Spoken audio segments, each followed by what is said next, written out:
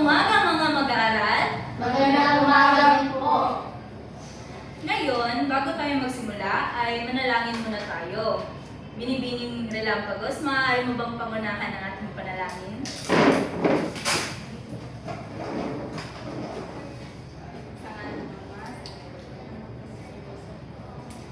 Our Father, who art in heaven, hallowed be thy name. Thy will be done on earth as it is in heaven. Give us this day our daily bread, and forgive us our trespasses, as we forgive those who fight us. And lead us not into temptation, but deliver us from evil. Maraming salamat. Ulitin ko, magandang umaga mga mag-aaral. Magandang umaga po. Bago tayo magsimula, ay may ihahabilin muna akong mga alituntunin. Maaari niyo bang basahin ang mga alituntunin?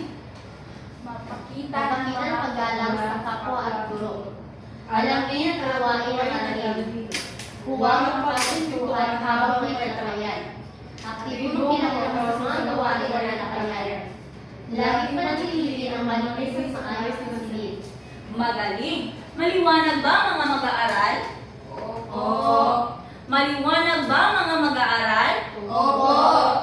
Ngayon ay may inihanda akong pagsusulit.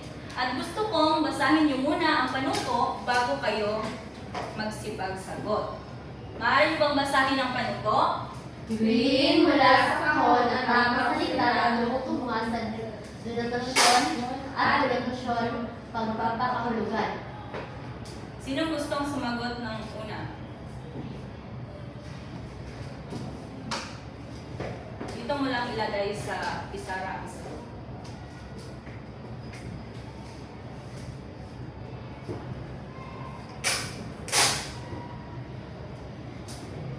Sino gustong sumagot sa pangalawa?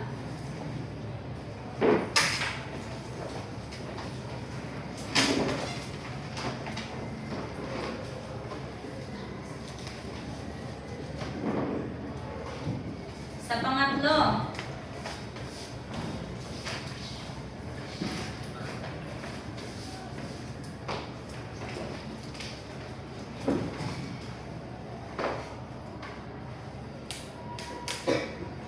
Sa pang-apat?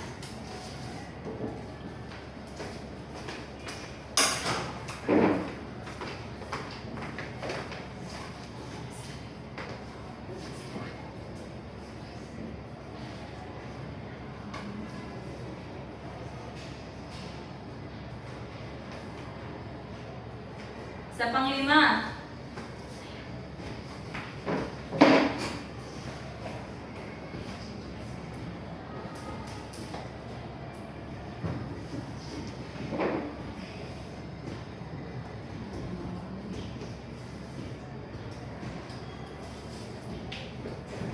Magaling! Tapos na tayo sa pagsasanay. Ngayon, ay tingnan natin kung tama ba ang inyong naging sagot. Sabay-sabay nating suriin para mas malinaw para sa lahat. Unang bilang, patak ng tubig mula sa mata. Tama ba na luha ang kasagutan? Tama. Magaling! Pangalawa, ang Pilipinas na dumaranas ng pagdusa. Tama ba na bayan ang kanyang tinutukoy? Tama. Magaling! Pangatlo, sitwasyong puno ng problema. Tama ba na ang dilim ang kanyang tinutukoy? Tama. Magaling! Pang-apat, mainit na elementong nakakapasok. Tama ba na apoy ang kanyang sagot? Tama. Magaling! Panglima, bituin na nagbibigay ng liwanag tuwing umaga. Tama ba na araw ang kanyang kasagutan? Tama. Magaling! Ngayon ay nakakuha kayo ng 5 puntos. Sino ba sa inyo ang nakakaalala sa ating tinalakay nung nakaraang araw? Sino sa inyo? Tinalakay po natin ang tungkol sa mga matalinghagang pahayag. Magaling! Bigyan natin siya ng magaling clap. Ilahin niyo ako. 1, 2, 1, 2. Ang galing! Ang galing! Tama! Ngayon, gaano ba kahalaga matalinghaga sa isang pahayag? Sino gustong sumagot? Binibining Jordan? Mahalaga po ito dahil ito ay napapaganda sa isang pahayag, nagiging kaaya-aya ng isang pahayag kung gagamitin ito. Yun ang po. Magaling. Tila kayo ay may naaalala sa mga nakaraang leksyon na ating tinalakay. Ngayon, mayroon akong ipapakitang isang larawan. Ang gagawin nyo ay suriin nyo mabuti at ibigay ang inyong ideya tungkol dito.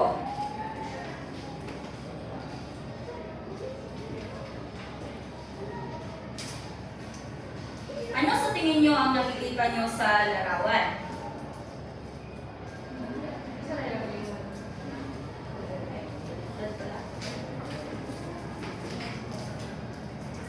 Ulitin ko. Batay sa larawan na inyong nakita, ano kaya sa tingin nyo ang talakayin natin ngayon?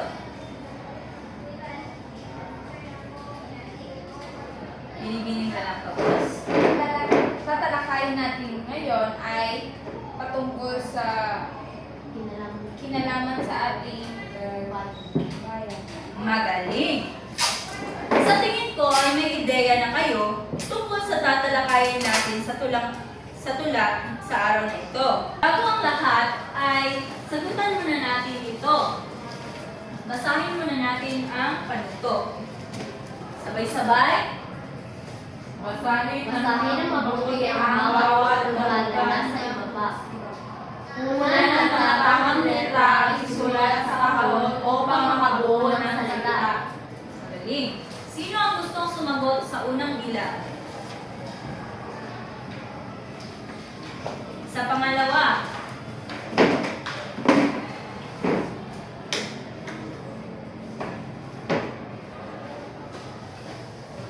Sa pangatlo.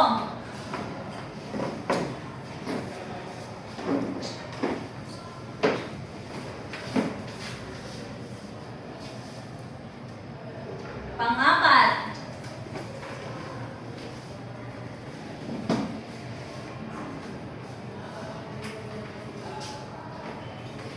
Pang-lima.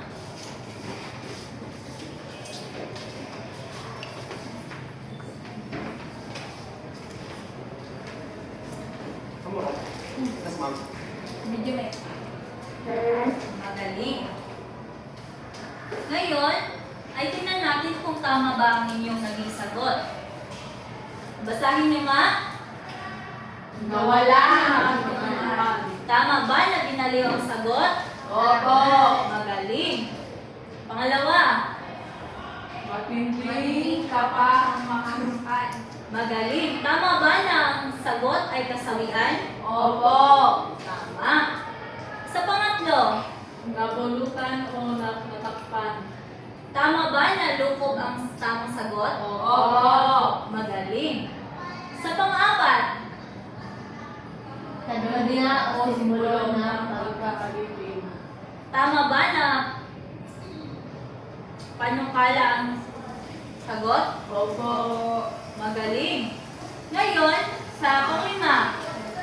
Agawin bigla o kunin ng marahas. Tama ba na sakutin ang kanyang sagot? Tama. Magaling. May 5 puntos kayong nakuha.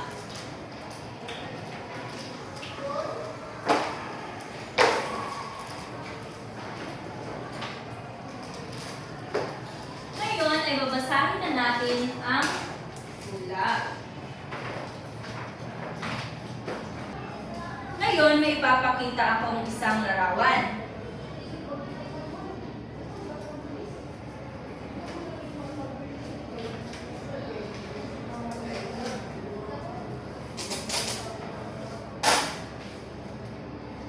Kilala niyo ba siya? Hindi. Magaling. Dito natin tutukuyin kung sino siya. Siya ay si Amado V. Hernandez. Sa Tondo, Maynila siya pinanganak noong Setyembre 13 at 1903.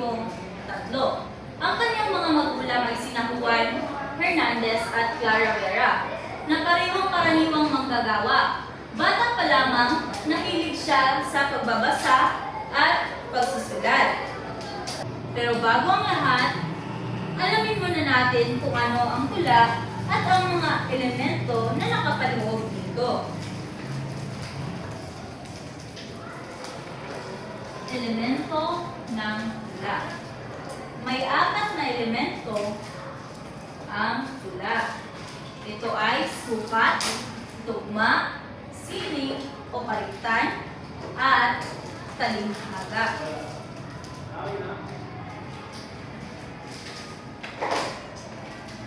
Makinig ng mabuti dahil sasabihin ko ang kahulugan ng tula.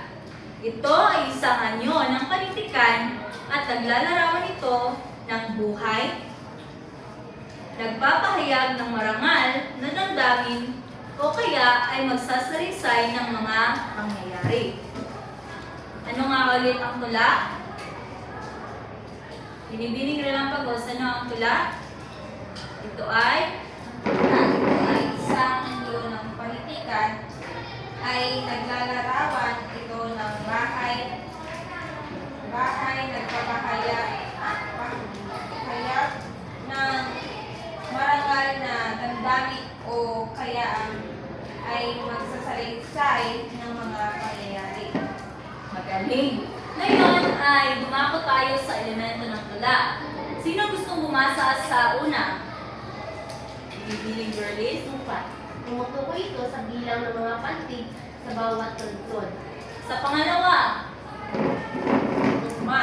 Tumutukoy ito sa pagkakatulugan ng huling pantig o huling salita sa bawat taludtod ng isang sakmo. pangatlo, binibining rugay. Sining o kaliktan. Tumutukoy ito sa paggamit ng piling angkop at malikit ng salita. Sa pangapat, sabay-sabay. Talinghaga. Tumutukoy ito sa paggamit ng mga talinghaga ng pananalita at mga tagayutay o pamagis ng sining. Magaling. Ngayon, alam niyo na kung anong ibig sabihin ng tula at ang mga elemento nito. Ngayon, ay may inihanda ang tula at gusto kong unawain natin ng maigi ang bawat sakno.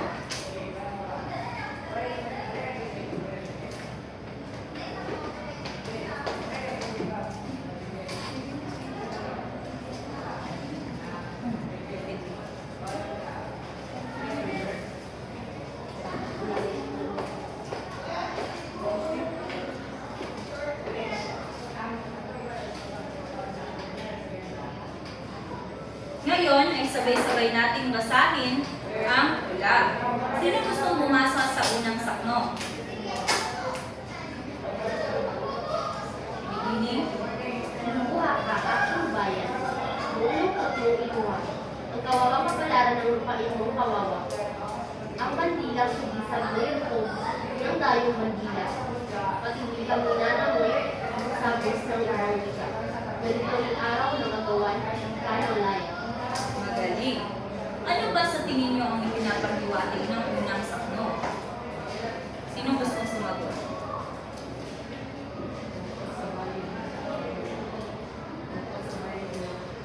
Magaling. Ang unang sakno ay nagsasabi o nagpapahiwatig na ang ating bayan ay buo ang kanyang pagpipinagpis.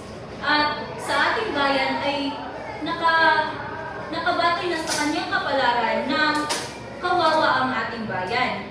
At sa bandilang salisag, tila tayo ay hindi pa natin malalaman ang ating mga problema dahil tayo ay patuloy na nagdurusa. Sino gustong bumasa sa pangalawang sakno? 13 Agosto ng Sakloin ang Maynila. Lumuha pa habang sila ay palalong nagdiriwang. Sa libingan ng maliit, ang malaking may libangan. Katulad mo ay si Huli, na aliping bayan utang, katulad mo ay si Sisa, binaliw ng kahirapan. Walang lakas na tanggol, walang tapang na lumaban, tumataghoy kung paslangin, tumatangis kung nakawin. Magaling. Ano ba ang pinapahiwatig ng dalawang saknong binibining Relámpagos? Ano sa tingin mo? Hahalin tulad niya ba ito kay Huli at Sisa?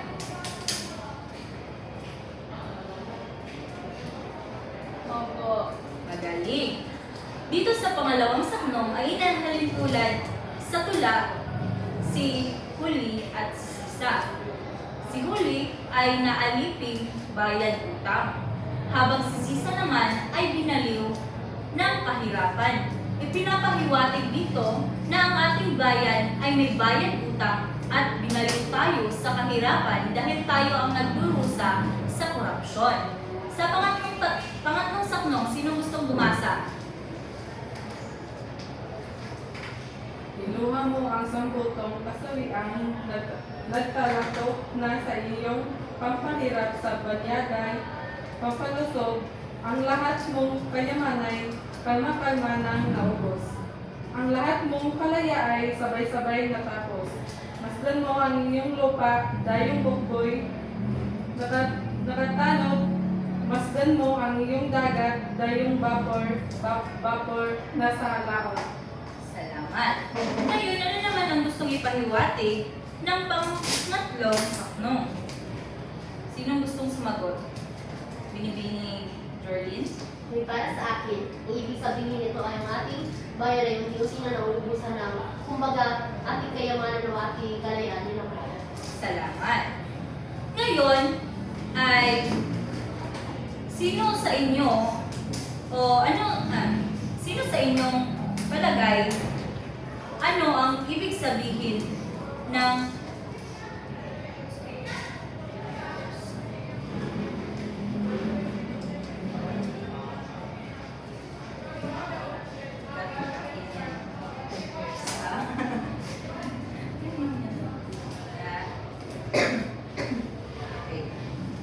Ngayon ay may nihanda akong mga katanungan batay sa ating tula na binasa. Sa inyong palagay, ano ang ibig sabihin ng pag-iyak ng bayan sa tula? At paano ito nakikita sa kasalukuyang kalagayan ng ating lipunan? Sino gustong sumagot? Binibining Relámpagos? Para sa akin, ang pag-iyak ng bayan ay simbolo ng mga problema at bansa tulad ng kahirapan at kaguluhan. Hanggang ngayon, naramdaman pa rin natin iyon kaya parang umiiyak pa rin ang bayan. Magaling, bigyan natin siya ng ang galing clap. Isa, dalawa, ang galing. Kunin mo ang iyong pabuya. Pangalawang katanungan.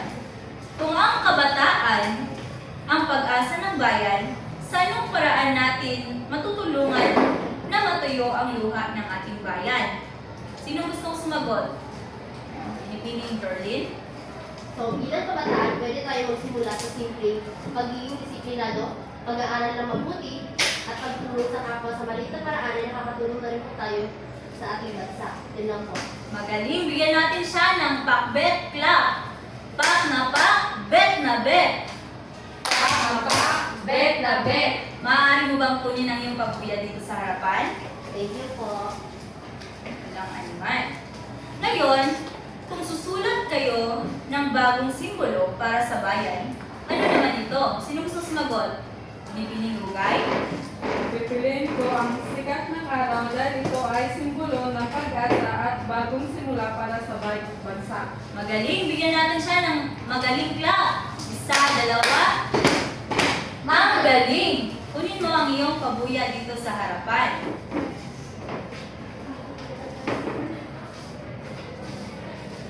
Ngayon, meron pa tayong katanungan. Anong bahagi ng tula ang pinakamasakit para sa inyo? Maaari ba natin simulan kay Binibining Lacson? Ano po ulit yung tanong? Anong bahagi ng tula ang pinakamasakit para sa iyo? Para sa akin ay yung bahagi na tungkol durusan ng bayan kasi ramdam na ramdam ang bigat ng sitwasyon. Magaling, bigyan natin siya ng pakbet clap. Pak na pak, bet Bet na na bet. Maaari mo bang kunin ang iyong pabuya dito sa harapan? Binibining lakson? Walang anuman. Ngayon, pahapyon natin tingnan ang inyong mga kopya kung ano ang inyong napansin. Tingnan nyo kung anong napansin sa tulang binasa. Ano ang nakikita nyo sa kopya ninyo?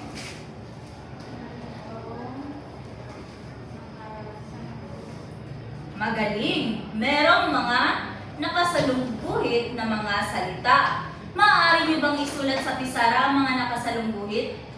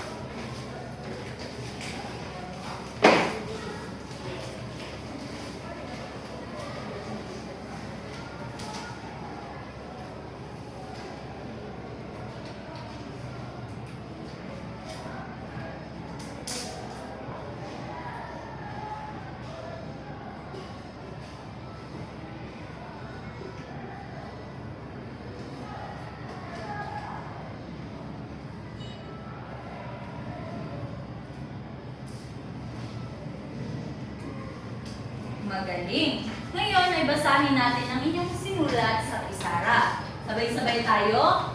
Lumuha, bayad utang, sabay-sabay, kaman-kaman, iluha. Magaling! Ngayon, alam niyo ba ang mga nakasalungguhit o isinulat niyo sa pisara na mga salita? Hindi po. Yung iba. Alam niyo? Yung iba lang po. Yung iba lang. Ngayon ay tatalakayin natin ang mga anyo ng mga salita. Alam niyo ba ang mga anyo ng mga salita? Ulitin ko, alam niyo ba ang mga anyo ng mga salita? Hindi po. Hindi. Ngayon ay may tatlong uri o may apat na uri ang anyo ng mga salita. Una ay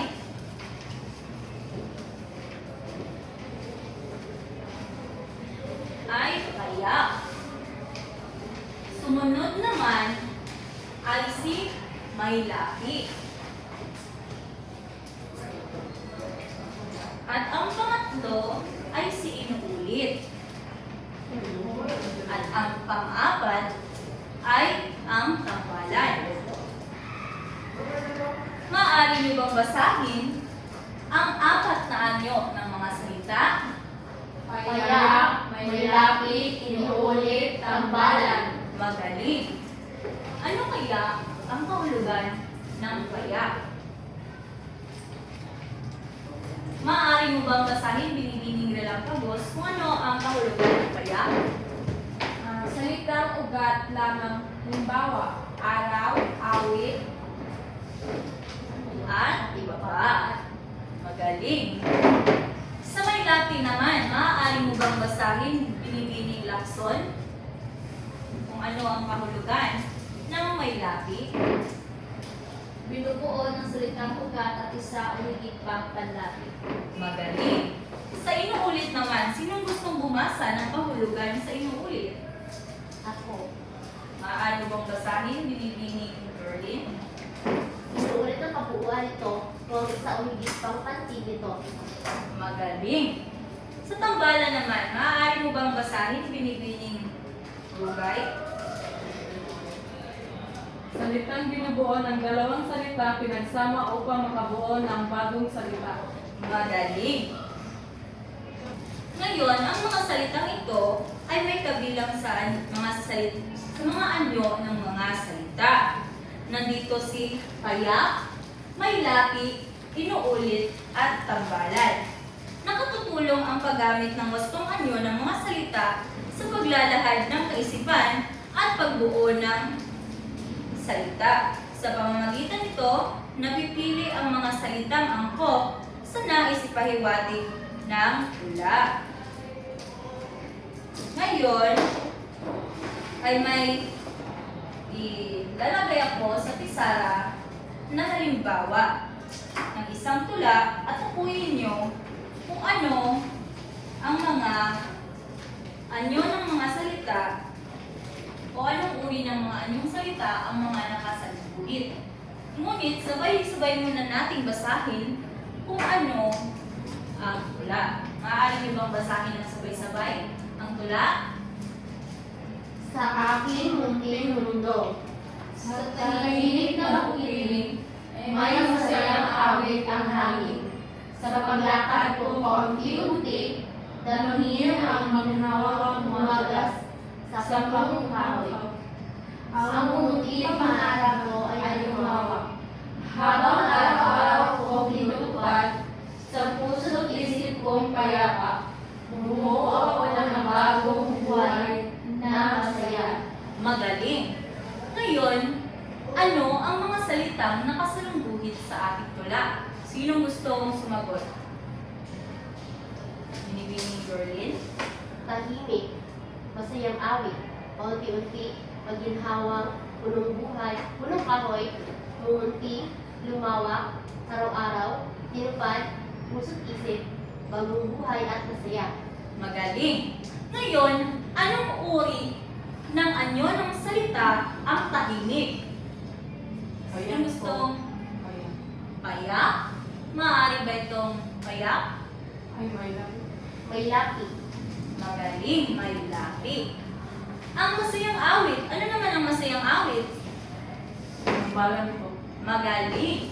Isa itong uri ng tambalan dahil binubuo ito ng dalawang salita na makapagbibigay ng bagong kahulugan. Halimbawa nito ay masayang awit. Isang salitang masaya at awit at pinagsama, nakabuo sila ng salitang masayang awit. Sa paunti-unti naman, anong halimbawa o anong uri ng anyo ng mga salita? Inuulit. Magaling. Bakit mo nasabi na inuulit ito? Dahil paulit-ulit ginabalik ang paulit. Magaling. Ngayon, ang sa maginhawa, ano namang uri ng anyo ng mga salita ang maginhawa? Ang maginhawa, anong uri ito ng anyo ng mga salita? para sa akin po ito ay may lapi. Magaling. May lapi. Ano ba talaga ang payang na salita ng maginhawa? Ito ay ginhawa. Magaling. Ang payak na salita ng maginhawa ay ginhawa.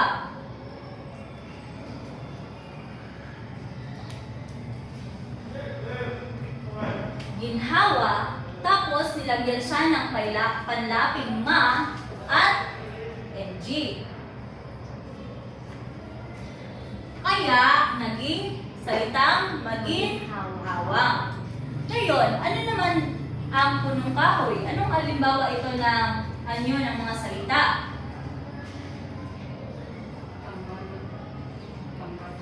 Magaling. Tambalan. Ano nga ulit ang tambalan? Ito yung binubuo ng dalawang sukayan. Dalawang pinagsamang salita. Magaling. Ito ay binubuo ng dalawang pinagsamang salita upang makabuo ng panibagong salita. Ang punong kahoy, ano ba ang payak na salita ng punong kahoy? Puno at Kahoy. kahoy.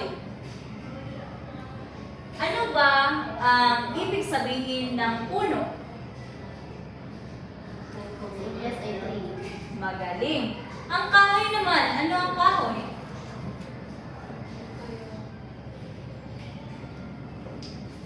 Puno pa rin. Ito ang panggatong o paggawa ng isang bahay. Ngunit kapag pinagsama ang puno at kahoy, nagiging Puno Puno ka. kahoy. ano naman ang kahulugan niya nito?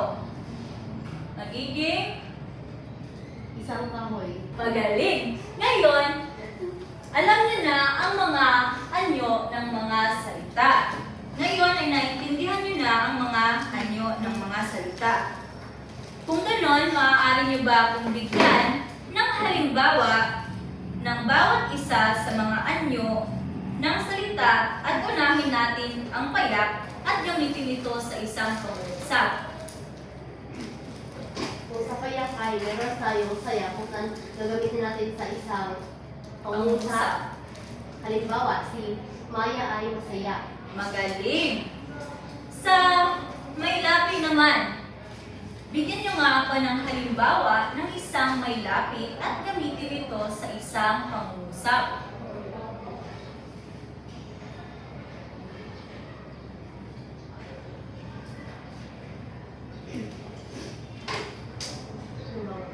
Malungkot.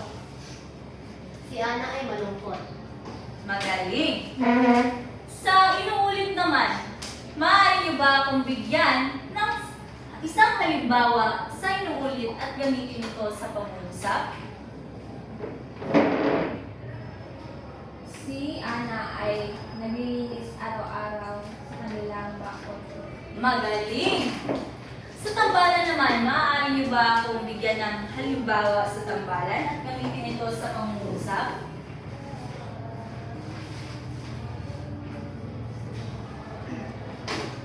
Baghari. Halimbawa, maganda ang baghari. Magaling! Ngayon, ay meron akong katanungan. Paano nakakaapekto ang iba't ibang anyo ng mga salita sa mas malinaw at malikhain na pagpapahayag ng ideya sa isang tula o pangungusap? Sinong gustong sumagot? Binibining nilang pagos, maaari mo bang sagutin ang aking katanungan? Paano nakakaapekto ang iba't ibang anyo ng mga salita sa mas malinaw at malikhain na pagpapahayag ng ideya sa isang tula o pangungusap?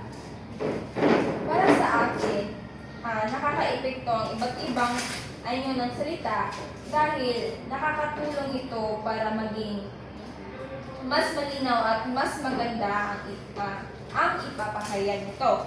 Halimbawa, ang payak ay diretso at ang may lapi ay may dagdag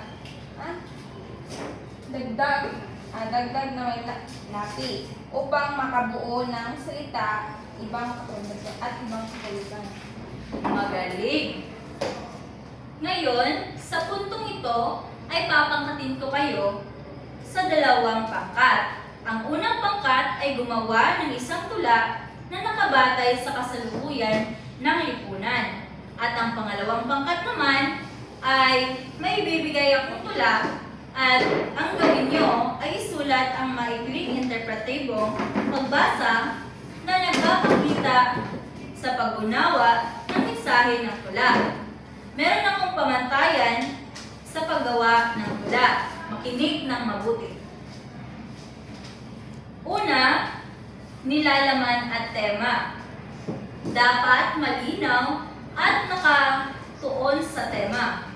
Nagsisilbing 5 puntos para dito. At sa anyo ng wika, may maayos na istruktura at nagsisilbi itong 5 puntos. At pangatlo, ang gamit ng wika. Dapat malikhaing tayutay ang ginagamit sa paglikha ng isang tula. Nagsisilbi rin itong 5 puntos. Pang-apat, may orihinalidad. Dapat natatanging ideya ang nakalagay sa inyong ginawang tula. At 5 puntos para dito. Sa kabuuhang puntos, may ilang puntos lahat? Magaling! Sa pangalawang pangkat naman pamantayan sa maikling interpretatibong pagbasa ng tula ay makinig ng mabuti.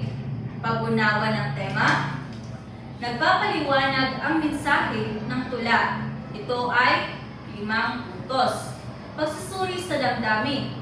Dapat natutukoy ang tono at imahe sa tula. Nagsisilbi rin itong 5 puntos. Pangatlo, pag-uugnay sa sarili o sa lipunan. May malinaw at koneksyon sa karanasan o sa lipunan.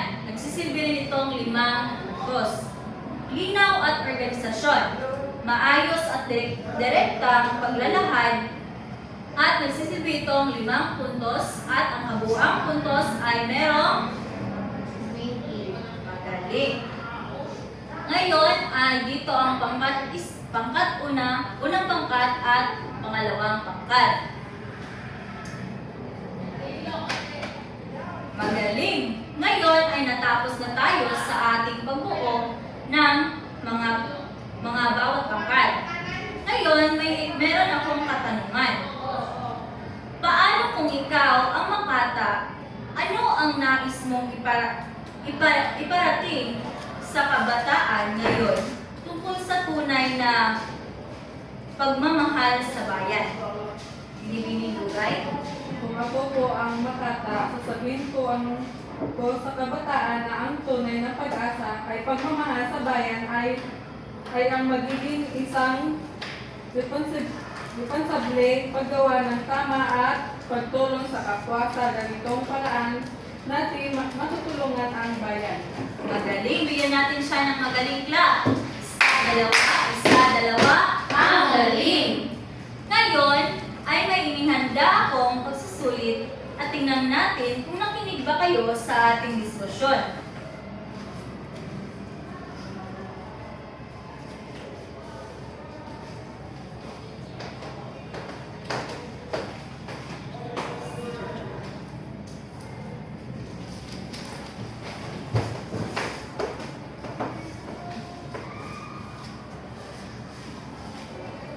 Bago niyo sagutan, ay basahin muna natin ang panuto. Sabay-sabay. Nilugan at nakikinig ng tamang sagot. Ngayon, magsimula na kayo sa pagsagot.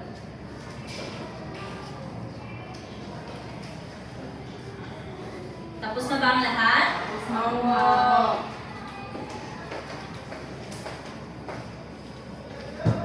Magaling!